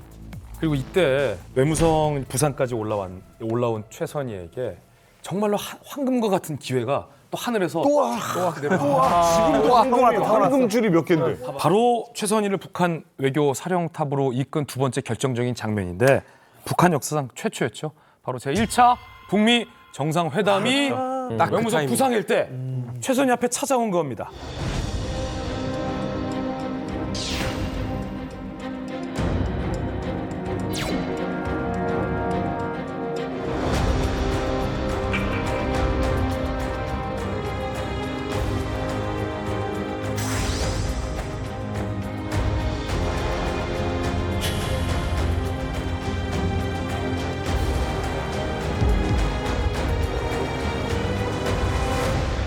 그때 최선희 때문에 결정적으로 북미 회담이 어그러집니다. 무슨 말입니까? 저는 그래서 자 여기서 퀴즈. 최선희의 무엇 때문에 미국으로부터 북미 회담 취소 통보를 받게 됐을까요? 최선희의 뭘까요? 최선희 뭐요? 두 글자요? 밀당? 정답은 최선희의 막말. 막말? 예, 막말 때문에 미국이 북미 회담을 취소 통보합니다. 기억나요. 자, 최선희가 당시 북한에게 리비아식 핵 포기를 요구했던 미국의 당시 마이크 펜스 부통령을 향해서 막말을 했어요, 최선희가. 동민 씨, 과연 최선희는 미국의 부통령에게 뭐라고 막말했을까요? 한창 맨날 쓰는 게 이제 승냥이, 미제 승냥이 이런 거 하는데 이거만 더 셀 것 같거든요, 뭔가 느낌이. 이런 아둔한 얼뜨기. 이런 아둔한 얼뜨기. 이런 아둔한 얼뜨기. 제가요? 아니 종민 씨한테 한 게 아니라 그때 최선희가 미국의 부통령에게 한 표현이 아둔한 얼뜨기. 얼뜨기? 널 종민이한테 연기로만 보이진 않았어. 진짜 많이 들은 것 같아요. 좋아요. 그런 표현을 썼다고요? 맞아요. 여기에 더해서 최선희가 뭐라고 했냐면 회담장에서 볼지 핵 대결장에서 볼지는 미국의 처신에 달려있다 라고 압박을 해요. 최선희가 북한이 굉장히 한번 대범하게 미국의 요구에 한번 튕긴다라는 느낌이었거든요. 이렇게 튕겨도 미국은 설마 취소 못하겠지 라는 예상으로 이렇게 한번 세게 던진 건데 이 발언을 문제 삼아서 미국이 그래? 너네 한번 그럼 취소해봐. 니네가 쉽지. 라고 해서 예상치 못하게 전격 취소 통보를 한 거예요. 상당히 북한이 그때 당황했습니다. 그걸 지켜보는 기자들도 이게 이렇게 번질 사안은 아닌데 결국 북미 회담이 어그러진 거는 이 최선희의 말 때문에 어그러진 게 된 겁니다. 시킨 거예요, 뭐예요? 시켰어? 이제 그 우리 써니 동무가 그래도 미국한테 지지 않기 위해서 강하게 나가는 건 전 맞다고 보면. 미국의 펜스 대통령이 뭐라고 얘기했냐면 너 가다피 된다라고 얘기를 한 거예요. 북한의 입장에서 참을 수가 없었던 거죠. 한마디 딱 했는데 또 트럼프가 누굽니까? 협상가거든요. 그 완전 비즈니스맨이잖아요. 그래? 튀겨본 겁니다. 너희들 어차피 못 깬다. 알고 튀겨버린 거죠. 그러니까 이제 그때부터 이제 북한에서 오히려 그냥 탁 굽히고 들어갔던 거죠. 자, 그런데 결론적으로 이야기하자면 어찌됐건 최선희 때문에 지금 북한 입장에서는 가장 필요한 그 북미 정상회담이 깨졌거든요. 이거 외교 인생에서 어떤 결정타 같은 것이고 북한 사회를 우리가 이렇게 쳐다봤을 때는 거의 뭐 숙청이라든지 이제 국제 무대에서 완전히 아웃되는 상황 아닌가요? 일단 뭐냐면은 이제 그 당시에 이제 김정은이 뭐라고 했냐면 뜻밖의 통보라 유감이지만 시간과 기회를 줄 용의가 있다라고 넘어갔어요. 그러니까 만약에 이제 최선희가 북한 그 김정은과의 사전 교류 없이 그냥 자기 독단적으로 그 얘기했다. 죽어야죠, 그럼요. 이제 최선희 같은 경우에는 어차피 마이크 펜스한테 이런 멍청이 해봤자 마이크 펜스한테 한 건 아니라고요. 트럼프 들으라고 한 소리죠. 그렇죠. 그러니까 트럼프는 정치인이 아니라 사업가 비즈니스맨이라는 걸 알고 있어가지고 밀당을 할 것이다라는 걸 알고 있었던 거를 김정은한테 조언을 한 것이 아닌가. 지금 여기서 굽히고 들어가시면 안 된다고. 그렇죠. 한번 판을 깨더라도 한번 강하게 한번 깨는 척 해보자고. 그러면 저쪽에 한 번 더 얘네들 세게 나오네 하면서도 나올 것이다 라고 외교적 조언을 한 것이 아닌가.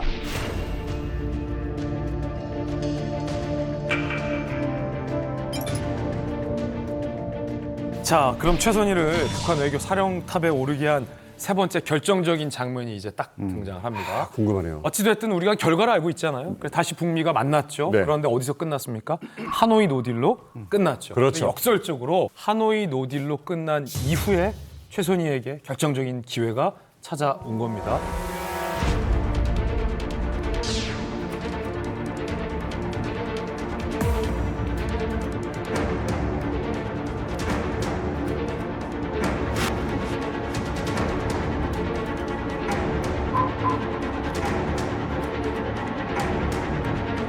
Basically, they wanted the sanctions lifted in their entirety, and we had to walk away from that particular suggestion.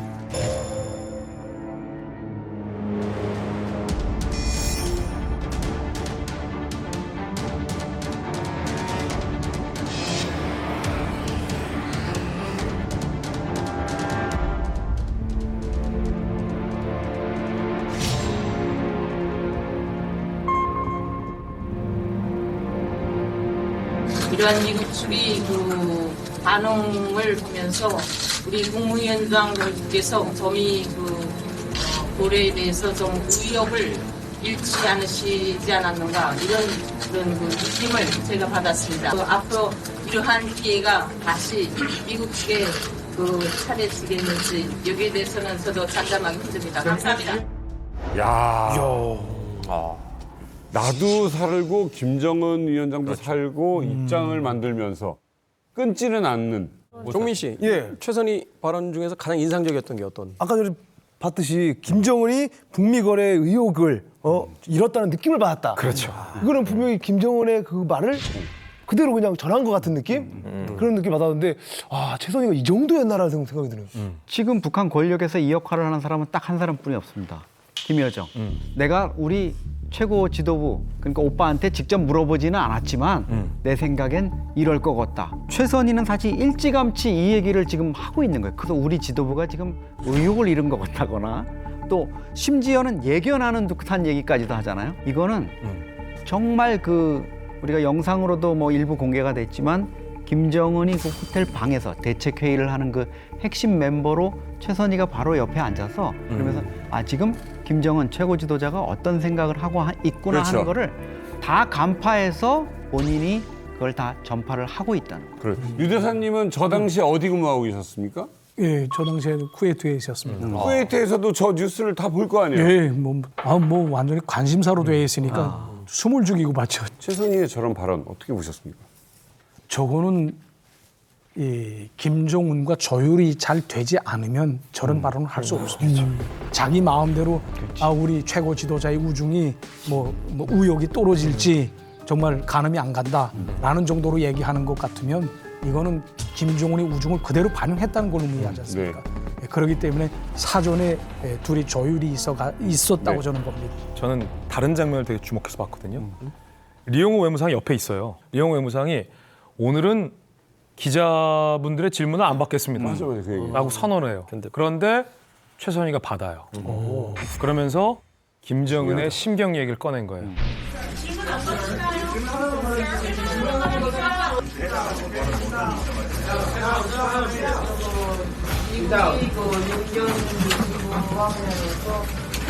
이해가 잘 가지 않아서 하는 그러한 느낌을 받았습니다. 좀 의욕을 잃지 않으시지 않았는가 이런 그런 느낌을 제가 받았습니다. 저 장면은 이미 외무상은 리용호지만 넘어갔네. 김정은과 더 가까운 사람은 최선희인 거예요. 그렇죠. 외무상 부상이 외무상을 보좌하는 게 아니라 형식적으로는 리용호 외무상을 옆에 두었지만 저 회담은 저 순간부터는 최선희가 이끄는 거예요. 맞네요. 자, 그리고 이로부터 한 달 뒤 김정은이 최선희를 야 이렇게까지 신뢰했어 하는 장면이 또 등장합니다. 뭡니까? 이야. 저걸 보면은 그렇지. 외모 부상이 오히려 더 실세라는 느낌이 드는 게 사실 앞좌석은 그 부관석이잖아요. 그렇죠. 거기서 외상이 내리고 여기서 부상이 여기서 내린다. 최선이야말로 진짜 외무부의 실세다 이걸 얘기하는 것 같아요. 게다가 당시 푸틴과의 만찬 자리를 한번 보면 헤드 테이블에도 최선희가 함께 있는 장면을 우리가 맞아. 목격할 수 있거든요.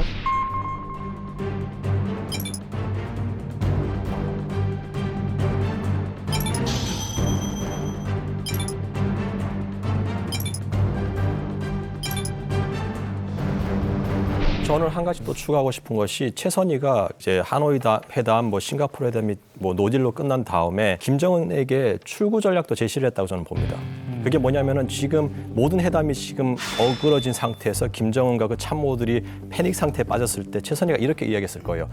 노딜로 끝났지만 장군님 얻는 거 있습니다. 왜냐하면 김일성 대원수님께서 김정일 장군님께서 못한 것을 장군님, 원수님은 이미 해내셨습니다. 그것만 보더라도 국내에서는 김정은에 대한 신뢰와 김정은에 대한 이제 경이감이 막 솟아오르는 거죠. 그렇게 봤을 때 초기 집권이 이제 안정되고 김정은이 외교 무대에서 자기의 그 능력치를 보여준 것만으로 해도 이것은 우리가 얻는 회담이었습니다라고 분명히 출구 전략을 제시를 했을 것 같습니다. 최선희가 김정은의 우중을 가장 잘 안다고 저는 생각을 합니다.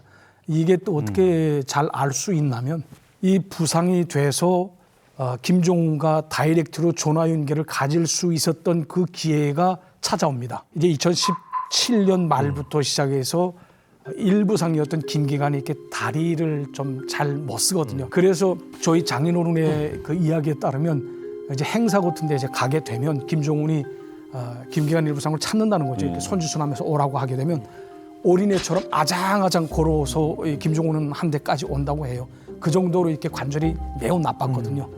그래서 이제 김정은이 김기환 일부상이 이때까지 수고를 많이 했는데 저기 황해남도 달촌에 그 온천 치료하는 달촌 온천이라고 있습니다. 매 해마다 가서 3개월 동안 치료를 받고 오거든요. 2017년부터. 그러다 나니까 이 외무성에서 제기되는 모든 사업과 관련돼서는 일부상 대신에 최선희가 이제 전화를 받게 되는 거죠. 그러면서 이제 또 동아줄을 잡게 됩니다. 와. 럭키. 못 받았다 유사. 예, 럭키가 계속 찾아오는 것이죠. 그 단 한 번의 기회가 자네들의 운명을 바꿀 수 있는 법입니다. 그러니까 기회가 왔을 때는 이 잡아야 성공한다. 이걸 아주 명심들 하셔야 됩니다.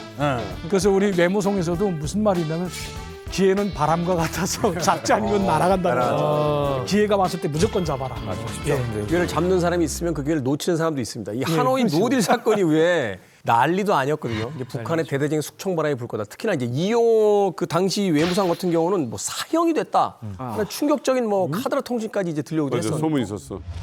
올 2월 베트남 북미 정상회담을 전후로 뉴스를 가득 채웠던 북한의 비핵화 협상팀이 석 달 가까이 자취를 감췄습니다. 그 바람에 지금 평양에선 숙청의 피바람이 불고 있다는 주장이 나오고 있습니다.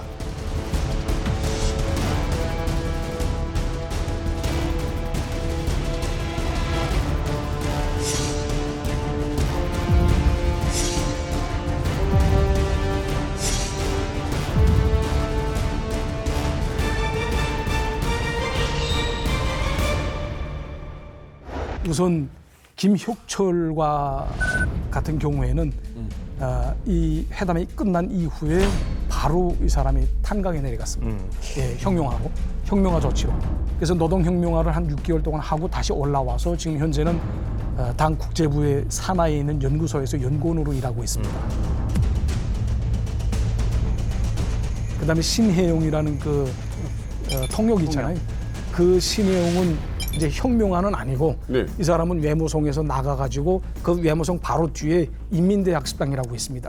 인민대학습당 자료조사처 연구사로 근무를 하고 있는 것으로 알고 있습니다. 그리고 김성혜가 있잖아요. 김성혜는 조평통 소기구에 있다가 저 통전부 정책실장으로 이렇게 돼 있었다가 지금 하노이 회담 이후에 또 이제 혁명화를 내려가거든요. 그래서 혁명화 내려가서 이분은 농장에 내려갔었던 걸로 알고 있습니다. 진짜? 그런 데를 보내버렸어요? 예, 보내죠. 노동혁명화 해야 되니까. 그래서 내려가서 한 6개월 동안 있다 다시 올라와서 지금 현재는 지금은 어떻게 됐는지 또 모르겠네요. 저평통 소기국으로 다시 들어갔습니다. 이 여자는. 하노이 회담이 이제 결렬되고 당시 떠들썩했던 리옹호 외무상 그 숙청설 저렇게까지 기사가 났는데 그 진실은 대체 어떤 건지도 궁금하네요. 제 생각에는 리용호가 숙청이 된 거라는 얘기는 좀 사실과 맞지 않는 것 같습니다. 2019년 2월부터 3월 초에 이제 하노이 회담이 있은 이후 직후에 이제 필요한 사람들은 다 혁명으로 내려갔거나 숙청을 당했었단 말이죠. 근데 이게 8, 9개월 지난 2019년 11월, 12월에 이 사람이 뭐 숙청을 당했다라는 보도가 나옵니다. 대체로 조성길 대사 대리도 그렇고 또 저도 그렇고 그때 그 시점에 탈북을 했거든요. 외교부다 하게 되면 외무성 자체 내에서 연대적 책임을 물어야 될 사람이 있거든요. 네. 외무상이라든가 혹은 총방비서라든가. 그래서 아마 되지 않았겠나라는 생각이 듭니다. 자, 다시 최선희 쪽으로 이야기를 좀 돌려보죠. 북미 정상회담의 노딜 충격적인 사건이 있었고 북한 고위급 외교관들이 이제 탈북까지 이루어집니다. 그러니까 한마디로 북한 정치인들에게는 혹독한 그 계절이 찾아왔는데 이때 그 모든 사람들이 그 혹독한 바람을 맞고 있을 때 오직 한 명의 여성에게만 햇살이 내리쬐입니다. 그렇죠. 초고속 승진이에요. 대박이야. 2010년부터 2022년까지 그러니까 외무성 미국급 부국장으로 시작해서 외무상까지 이제 승진을 하게 되는데 남들은 다 지금 숙청의 어떤 차가운 바람을 맞고 있을 때 무려 북한 여성 최초로 외무상 자리에 오릅니다. 자, 아무리 뭐 최선희가 날고 기는 인물이라고 해도 북한에서는 출신 성분 분명히 따집니다. 근데 여성이 위에 간다. 이거 북에서 정말 어려운 얘기거든요. 자, 어떤 행운이 또 하나 지금 찾아온 것 같아요. 그러니까 마지막 부분에 이제 결정적으로 외교부 수장이 되는 과정에서 그 전임자였던 리선권이 2022년 6월에 바로 이제 통일전선 부장으로 옮겨가는 그런 사태가 벌어지죠. 이 상황에서 이제 최선희가 결국은 정통 외교파로 다시 이제 외교부 수장에 오르게 되는데 이선권 같은 경우에는 김정은 입장에서도 많이 갑갑했을 거예요. 왜냐하면 이선권이 외무상을 도저히 할 수 없는 사람이거든요. 상대방을 골탕 먹이고 기선제압하고 이러는 수만 능사지 아무것도 할 수 있는 게 없는 군 출신을 외무상으로 앉혀놓은 데 대한 이제 김정은의 피로감. 야, 정말 이제 제대로 된 사람 앉혀야 되겠다. 이런 게 이제 작용을 한 거고 아마도 김정은 입장에서는 좀 멀리 보고 트럼프와의 뭐 재회 이런 것까지 염두에 두고 외교부 수장은 최선희 이렇게 낙점을 한 것 같습니다. 앞으로도 기회가 되면 얘기합니다.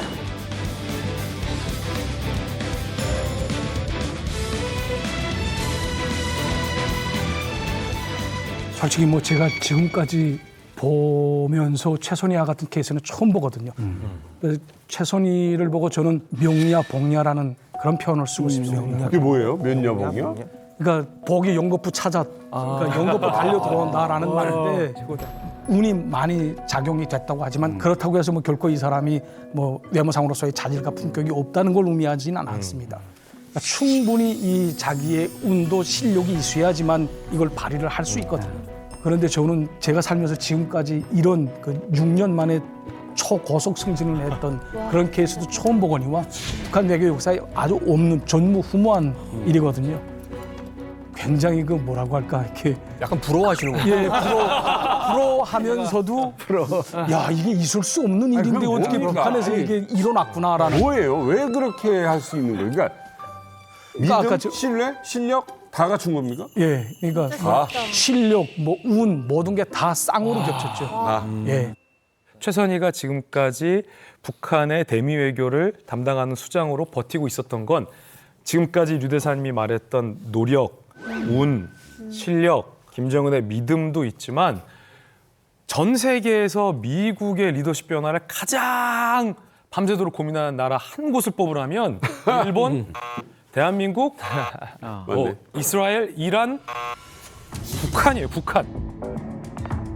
그러면 트럼프가 다시 대통령이 될 가능성이 상당히 있다라는 사실을 전 세계에서 그렇게 되기를 바라면서 기대하면서 준비하면서 바라보면서 예측하면서 보사 지내지. 보사 지내는 사람은 북한밖에 없다는 거죠. 그렇기 때문에 최선희가 떨어지지 않은 별처럼 보이지만 혹 트럼프가 재선에 실패한다면 최선희의 운명은 어떻게 될까? 글쎄, 그러네. 사실 운이라는 게 시대가 또 만들어줄 때도 있잖아요. 저는 김정은 시대가 최선희를 만들었다고 보거든요. 사실 저희가 김정은이 들어와서 가장 많이 했던 것이 보면은 TV에 리설주 그리고 또 현송월, 최선희 이런 여성 리더들이 많이 등장하잖아요. 근데 저는 이게 어쩌면 북한이 계획하고 있는 4대 세습의 스토리를 만드는 건 아닌가 저는 그렇게 생각하는데 왜냐하면 북한은 가부장적 사회고 최선희라는 인물은 그 쟁쟁한 남성들이 많은 데서 수장이 된 거거든요. 외무상의 수장이 된 거거든요. 그건 뭐냐면은 북한 사람들이 봤을 때 여자도 수상이 될 수 있네? 근데 나중에 그러면은 김주애가 북한의 지도자가 됐을 때 일종의 뭐랄까 미리 최선희를 통해서 충격요법을 주고 외교부 수상도 여자가 되는데 지도자도 여성이 될 수 있지 않나라는 그런 상상을 하고 그런 스토리를 만들기 위한 하나의 그 발판으로서 최선희가 지금도 그렇고 앞으로도 쓰이지 않을까 저는 그렇게 봅니다. 자, 어떻게 보면 이제 2024년이 이제 시작이 되고 벌써 이제 1사분기가 지나가는데 올해 뭐 저희들이 여러 번 이야기했었습니다만 국제적인 이벤트가 많죠. 일단 러시아는 끝났어요. 푸틴이 지금 87%로 당선이 됐고 만약에 이제 트럼프까지 당선이 된다. 최선희 입장에서 날개를 다는 거죠. 그렇지. 왜냐면 양쪽 북한 입장에서 가장 중요한 양쪽 정상을 다 경험해 봤고 또 가장 그 근접해서 어떤 외교를 펼칠 수 있는 그런 어떤 역할을 할 수 있는 사람이기 때문에 올 한 해 이 최선이 가능할지 모르겠습니다만 미국 대선에 개입할 그런 어떤 북한이 뭐 미국 선거에 개입할 주제는 못 되고요. 그것도 뭐 러시아 정도나 돼야지 그거 할 능력이 있는 것 같고 푸틴은 이미 이제 또 완전히 그 종신 집권에 그 발판을 마련했고 여기다가 트럼프까지 되면은 북한으로서는 굉장히 한번 기대해 볼 만도 하거든요. 왜냐하면 이번에도 트럼프가 대통령이 되면은 국방장관이 될 것으로 유력한 사람이 있거든. 이 사람 인터뷰를 봤는데 뭐라고 얘기를 했냐면은 북한이 원하는 건 비핵화가 아니잖아요. 군축 협상이거든. 핵군축. 우리는 핵 보유국이다. 더 이상 안 만들겠다. 이거 가지고 풀어라. 이 사람이 뭐라 그러냐. 핵군축 협상? Why not? 할 수 있다. 이러면 이제 북한 입장에서 우와 이거 뭐야? 제가 볼 때는 이건 이제 떡밥 던지는 건데 그런데도 불구하고 북한에서는 우와 한번 기대해볼 만하네. 이러다 보니까 누군가가 필요하죠. 누구겠어요? 최선희밖에 없는 거죠. 맞아요. 여기 리성관 보내겠어. 누구 보내겠어? 아까 말씀하다시피 올 한 해 정말 복잡 다단한 그런 해기 때문에 최선희와 같은 그런 인물들이 어떻게 이제 영향력을 발휘해 나갈 것인가라는 데 대해서 아주 우리가 좀 포인트를 좀 놓아야 될 것 같습니다. 국제 정세는 복잡해지겠지만 이만감의 시청률은 당분간 보장되겠다라는 생각. 저는 문득 든 아이디어인데 류 대사님이 최선희랑 어린 시절부터 친했잖아요. 만약에 북미 회담 판이 열리면 우리나라도 어떻게든 그 판에 지금 껴야 되는데 우리나라로 류 대사님이 지금 왔으니까 류 대사님을 우리나라 대표로 북핵 회담에 출석시켜서 최선희에게 저쪽이 나와? 내가 그때 향수 사주지 않았냐. 향수 100달러짜리였는데 북미 회담장이 평양이다. 가시겠습니까? 특사로? 좀 생각해봐요.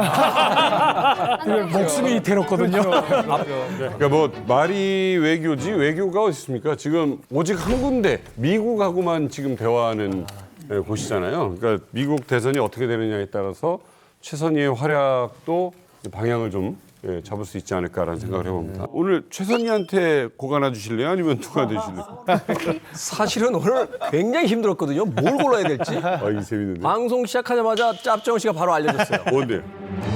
써니. 진짜네. 66년도에 나온 노래입니다. 바비 헤비라고 하는 가수가 불렀고 이걸 이제 나중에 그 보니엠이라는 그룹이 세계적인 히트를 시켰는데 가사도 아주 오늘 딱 맞아요. 왜요? 내가 너무 힘들고 괴로울 때 누가 날 도와주지? 써니.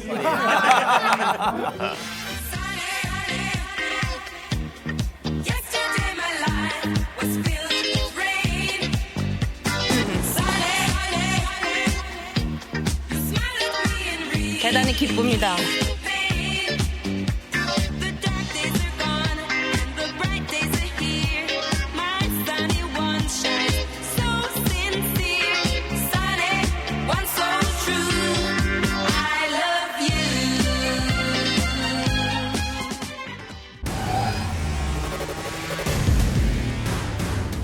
미사일 개발자 양성만을 위한 국방종합대학. 그 대학이 뭐 한다라는 곳인지는 알 수가 없었어요. 그 학교에는 베일에 쌓일 수밖에 없어요. 국방종합대학 출신의 탈북. 입학하게 되면 학생이 되기 전에 우선 서약부터 하고 갑니다. 이 학교의 존재, 배우는 내용, 보고 들은 모든 것 다 비밀로 하겠다. 한두가 실제 그 환경에서 견딜 수 있는지를 실험을 하면서 최적화를 해야 됩니다. 화성 18형을 북한이 보여주지 않았어요? 거기에 사용되는 고체 연료, 제가 전공한 화학재료공학이 하고 있다. ICBM에 의한, ICBM을 위한 대학교다. 채널 A